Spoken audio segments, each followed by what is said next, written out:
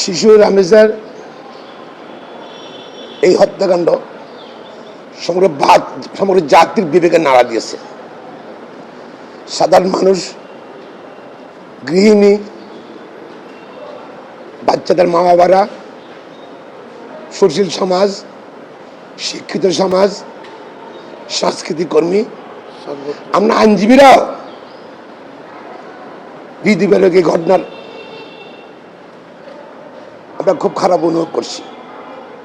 এই জন্য আমরা মনে করি সুপ্রিম কোর্ট আইনজীবী সমিতির পক্ষ থেকে দুই একটা কথা বলা উচিত। প্রথমত হলো, মাননীয় প্রধানমন্ত্রী তাদের বাসায় গিয়েছেন, আর্থিক সহায়তার আশ্বাস দিয়েছেন। সরকার থেকে বারবার বলা হচ্ছে যে তাড়াতাড়ি এটার বিচার করা হবে এবং রায় কার্যকর হবে। তারপর মানুষ কিন্তু বিশ্বাস করছে না। কেন?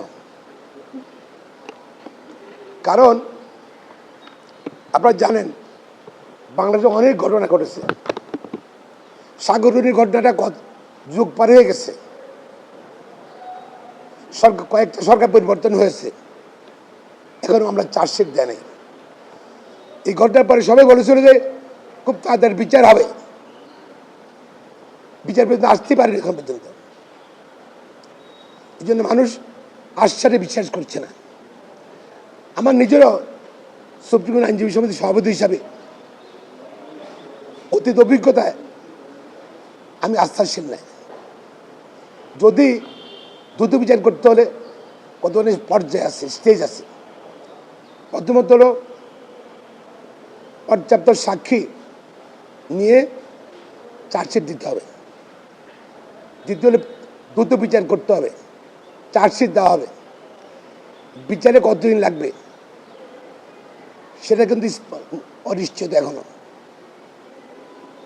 তৃতীয়ত, কারো কোনো সাজা হলে আপিলের বিষয় হাইকোর্টে আসার পর সে আপিল কত বছর শুনে নিয়ে হবে কেউ জানে না।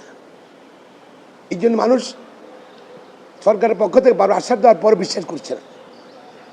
আমরা সুপ্রিম কোর্ট দাবি করছি অনতি বিলম্বে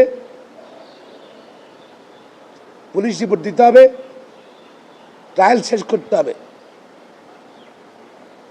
পাশাপাশি আপিল করলে ওই সিরিয়ালে না, এসব স্পষ্টগত ঘটনাগুলো নিরীক্ষাতের ঘটনার জন্য স্পেশাল বেঞ্চ করতে হবে, তাড়াতাড়ি সে আপিল নিষ্পত্তি করতে হবে, রায় কার্যকর করতে হবে।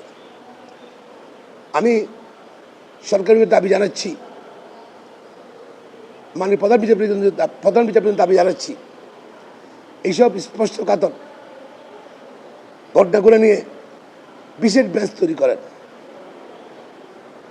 বিশেষ বেঞ্চ করলে তাড়াতাড়ি আপিল নিষ্পত্তি হবে, জনগণ বিচার হয়েছে দেখতে পারবে, বুঝতে পারবে।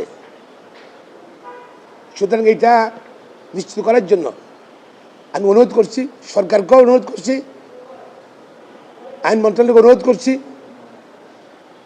সেই বিচারকে নির্দেশ দেওয়া হয় যে ট্রাইব্যুনালে যাবে, তাড়াতাড়ি এই বিচার নিষ্পত্তি করতে হবে। আর যদি সাজা হয় সুপ্রিম কোর্টও খুব তাড়াতাড়ি সে আপিল নিষ্পত্তি করতে হবে, রায় কার্যকর করতে হবে। স্পষ্টভাবে আমি মনে করি সরকার পক্ষ থেকে আরও স্পষ্ট করা উচিত, তবেই জনগণের আস্থা আসবে। সুপ্রিম কোর্ট আইনজীবী সমিতির সভাপতি হিসাবে আমি এই দাবিগুলো জানাচ্ছি। পাশাপাশি নৃশংস, নির্লজ্জ, ন্যাক্কারজনক ঘটনার জন্য সমগ্র জাতি আজকে অসম্মানিত, হৃদয়ে রক্তক্ষরণ হচ্ছে, আমাদের হৃদয়ে রক্তক্ষরণ হচ্ছে। আইনজীবী হিসাবে আমরা নিন্দা জানাচ্ছি এবং দ্রুত বিচারের বিচার এবং রায়ের কার্যকর করার জন্য দাবি জানিয়ে আমার বক্তব্য শেষ করছি ব্যাপারে।